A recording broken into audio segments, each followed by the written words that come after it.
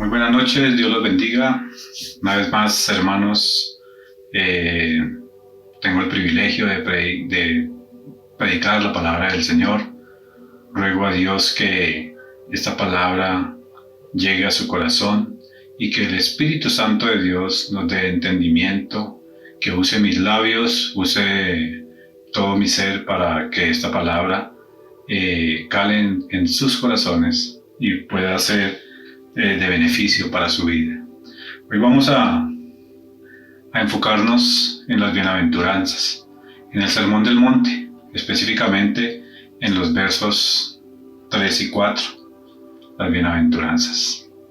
Y quiero antes de eso llevarlos al capítulo anterior, al capítulo 4, verso 23, y dice así: Y recorrió Jesús toda Galilea enseñando en las sinagogas de ellos, y predicando el evangelio del reino, y sanando toda enfermedad y toda dolencia en el pueblo.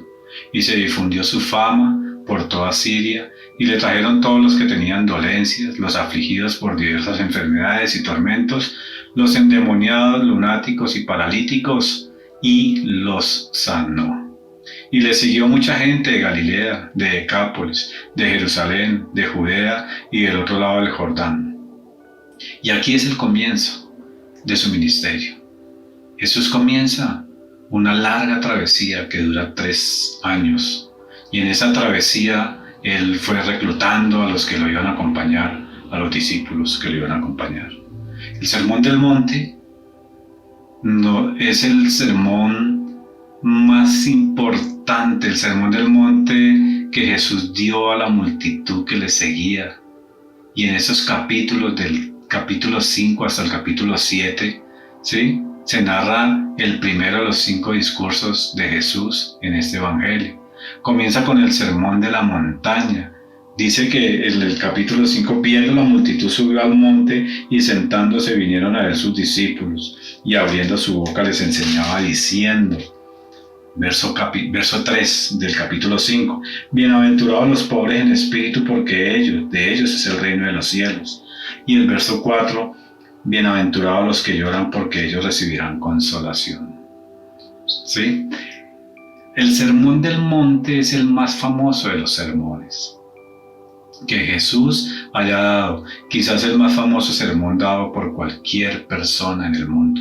El Sermón del Monte cubre varios temas, pero hoy vamos a enfocarnos en estos 2 versículos. Bienaventurados los pobres en espíritu y bienaventurados los que lloran, porque ellos van a recibir consolación. Nos encontramos en la sección de las bienaventuranzas. En el famoso Sermón del Monte predicado por el Señor Jesucristo, un sermón mal interpretado por muchos, una enseñanza que es tan fundamental para la iglesia de todos los tiempos. Para aquellos que reciben todo de parte de Dios, reciben la dicha eterna, su gracia inmerecida, su perdón y sobre todo la vida eterna. Pero ¿qué son y cómo vivimos los cristianos hoy en día? ¿Será que sí estamos tomando en cuenta y le estamos dando la interpretación que se merecen estos versículos que acabamos de leer? ¿Será que sí somos bienaventurados o no? Es precisamente lo que se nos declara en este sermón de nuestro Señor Jesucristo.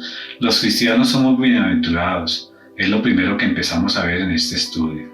Los cristianos son pobres en espíritu, pues no tienen nada que presentar ante la santidad y majestad del Santo y Todopoderoso Dios. Estamos vacíos ante su presencia, pero somos llenos y saciados por Dios. Pero también nos dice la Escritura que los cristianos lloran y a pesar de ello, somos bienaventurados. Podemos estar sufriendo, pero vamos a ver el gozo, la alegría con el paso del tiempo. Cuando pasemos esas pruebas, nosotros vamos a recibir de parte de Dios consolación, alegría, gozo, bendición. Bienaventurados. Como la bienaventuranza anterior, esta declaración inicia con las mismas palabras, bienaventurados, o sea, doblemente felices, supremamente bendecidos, dichosos los que Cristo señala en esta enseñanza. Los pobres en espíritu, como vimos, son bienaventurados. Y estos mismos son los que lloran. Los pobres en espíritu, vimos, son los cristianos. Luego, entonces, los que lloran también son cristianos. Usted y yo somos bienaventurados. Porque vamos a ser también consolados. Porque también somos doblemente felices, supremamente bendecidos. ¿Realmente tú estás siguiendo a Cristo? ¿O quieres seguirlo pero no quieres ser de los que lloran? ¿O tal vez tú coges una porción de la palabra y si no te gusta, pasas la hoja y sigues a otra experiencia con el Señor? No, hay que tomarla toda, pero hay que pedirle al Señor que nos dé discernimiento, que nos dé un espíritu de sabiduría para entender bien la Escritura. Muchos de los que leen la palabra dicen, yo no la entiendo. Muchos de los que de pronto quieren leer la palabra pero no quieren comprometerse, tampoco la van a entender, porque Dios lo que está demandando de ti y de mí es únicamente obediencia. Jesús nos señala algo totalmente diferente a lo que nos vende el mundo. Los realmente felices son los que ahora lloran, nosotros que ahorita estamos sufriendo. En este mundo vamos a ver gozo, alegría, paz, vida eterna allí dentro de muy poco, porque el Señor ya no es que esté retardando su venida como dice en 2 de Pedro, sino que Él quiere que todos nos arrepintamos, que todos se arrepientan de sus pecados, de esa vida que llevan y confiesen a Jesucristo como su Salvador. Es la única regla que Dios pone. La única condición es confesar a Jesucristo, seguir sus pasos, vivir una vida como Él quiere que nosotros la vivamos. Los que lloran.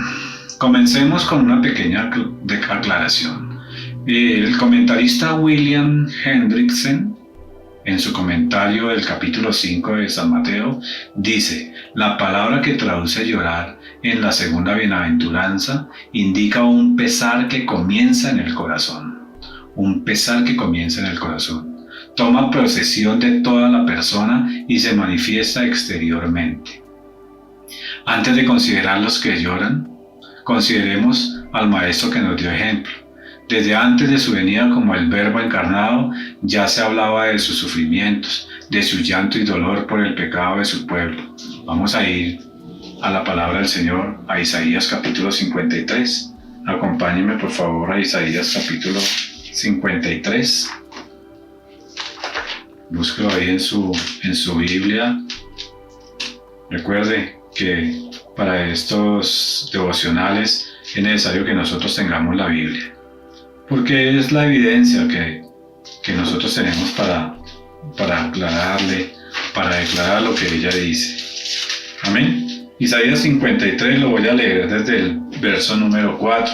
Dice: ciertamente llevó Él nuestras enfermedades y sufrió nuestros dolores, y nosotros le tuvimos por azotado, por herido de Dios y abatido. Mas Él herido fue por nuestras rebeliones, molido por nuestros pecados. El castigo de nuestra paz fue sobre Él, y por su llaga fuimos nosotros curados. Todos nosotros nos descarriamos como ovejas, cada cual se apartó por su camino, mas Jehová cargó en Él el pecado de todos nosotros. Angustiado Él y afligido, no abrió su boca. Como cordero fue llevado al matadero, y como oveja delante de sus trasquiladores, enmudeció y no abrió su boca.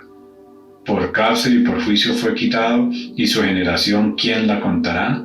Porque fue cortado de la tierra de los vivientes, y por la rebelión de mi pueblo fue herido. Y se dispuso con los impíos su sepultura, mas con los ricos fue su muerte, aunque nunca hizo maldad, ni hubo engaño en su boca. Y ahí sigue narrando todo lo que iba a suceder 400 o 500 años más adelante. Puedes ver en este pasaje el retrato de toda la vida, obra y pasión de Cristo. ¿Supo Cristo que es el dolor que vive la raza caída por causa del pecado? Claro que lo supo. Desde el Génesis, el Señor ya estaba preparando un cordero para expiar nuestra culpa. Lo que nosotros merecíamos lo recibió Jesucristo por nosotros. El castigo, como dice aquí en Isaías, que era para nosotros, lo recibió Él, por amor a nosotros. Él quiso poner su vida por amor a nosotros. Amén. La condición de fragilidad y decadencia que nos trajo el pecado fue un motivo de lloro para Cristo mismo. Así que viendo la obra completa de Cristo, podemos entender que tiene toda la razón al definir quiénes son las personas verdaderamente felices, verdaderamente dichosas, verdaderamente afortunadas. ¿Recibiremos consolación? Claro que sí. El sufrimiento, el lamento y lloro de Cristo no fue en vano, como vimos en el texto de Isaías 53. Fue el método del Padre para glorificarle nuevamente y darnos esperanza a nosotros, su pueblo.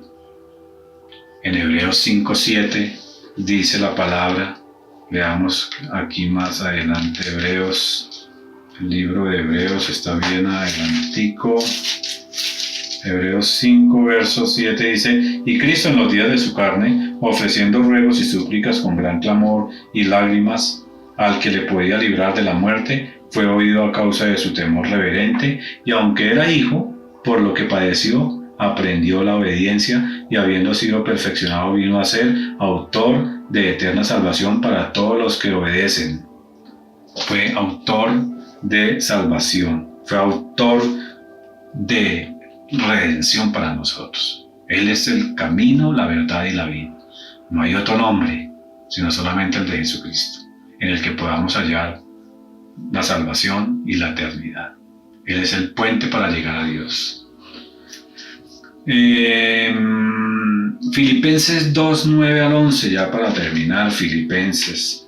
Ahí más atrasito, por favor, lea usted allá en su casita, Filipenses 2, del 9 en adelante, dice, por lo cual Dios también le exaltó hasta lo sumo y le dio un nombre que es sobre todo nombre, para que en el nombre de Jesús se doble toda rodilla de los que están en los cielos y en la tierra y debajo de la tierra, y toda lengua confiese que Jesucristo es el Señor, para gloria de Dios Padre.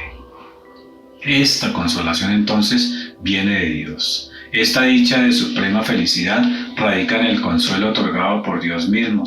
Y el último versículo que vamos a compartir en esta noche, 2 Corintios 3:11, 2 Corintios 1:3 al 5, 1:3 al 5 dice, bendito sea Dios, el Dios y Padre de nuestro Señor Jesucristo, Padre de misericordia y Dios de toda consolación, el cual nos consuela en todas nuestras tribulaciones, para que podamos también nosotros consolar a los que están en cualquier tribulación por medio de la consolación con que nosotros somos consolados por Dios.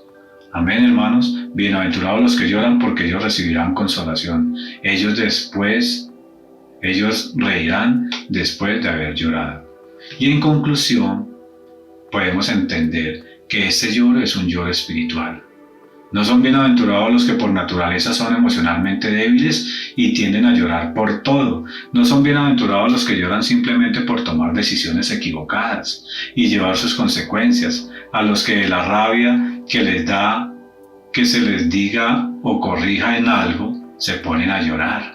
Mucho menos son bienaventurados los que tratan de dar una apariencia simple, jovial y vender un cristianismo atractivo en solo apariencia.